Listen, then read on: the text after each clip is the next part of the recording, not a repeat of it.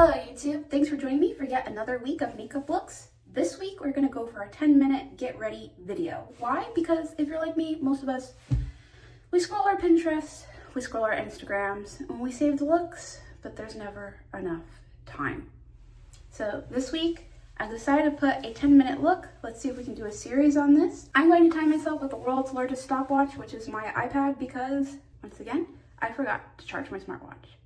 Before we get started, let's start with our ingredients list. We are going to do a mocha look. We have the Maybelline 24-Hour Skin Tint, my Colourpop Pretty Fresh Hyaluronic Creamy Concealer, the Ulta Beauty Matte Eye Primer, the NYX Precision Brow Eyebrow Pencil, the Ulta Beauty Brow Tint, NYX Epic Wear Liner Stick, my One Size Fantasize Mascara, Milk Makeup Blush Stick, MAC Lustreglass Lipstick, my Rimmel Lasting Finish Lip Liner, and my Morphe 35Y Aurascape Artistry palette.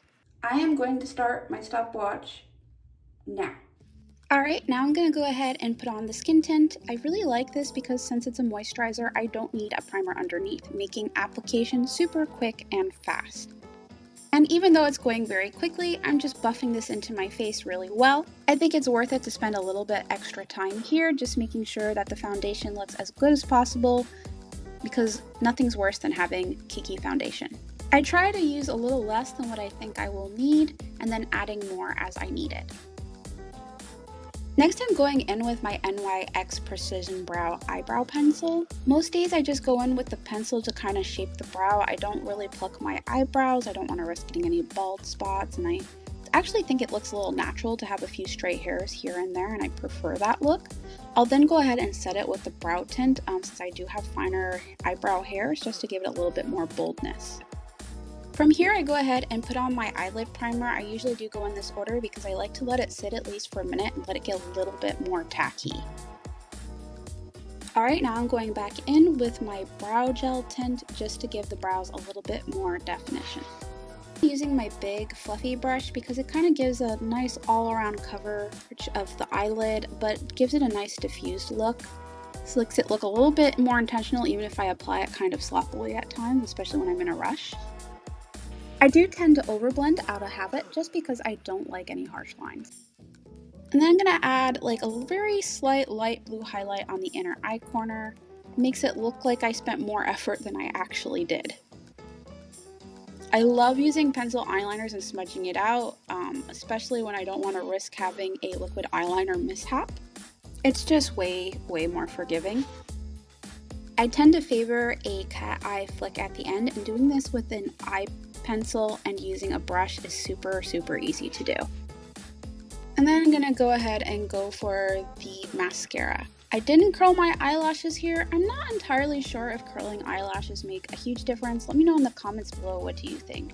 Do you curl? Do you skip it? Doesn't even matter.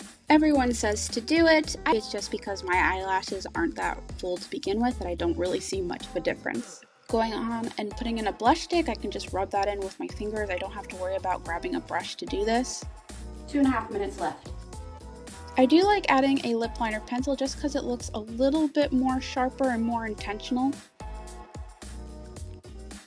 I'm really liking this lipstick line because it has a nice hydration, and being winter, my lips are always chapped.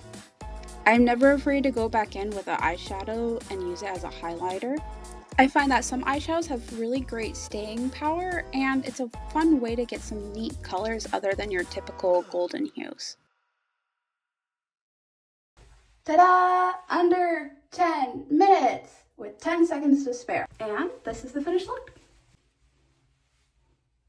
And I just have to point out again, look at how pretty that eyeshadow showed up as a highlighter. But does it look good outside? Let's find out.